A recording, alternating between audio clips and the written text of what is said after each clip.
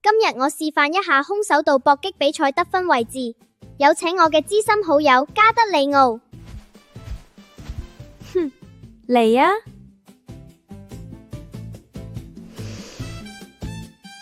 首先，出拳打出身體或者頭部會有1分，跟住腳打中身體會有2分。3分嘅動作包括踢腳打中頭，或者摔倒對方並出拳下打。救命啊！有冇事呢？你話呢？比賽唔可以太用力，好易打傷對方，特別係手打頭部。依家等我試演範一下。又嚟梨花流星拳。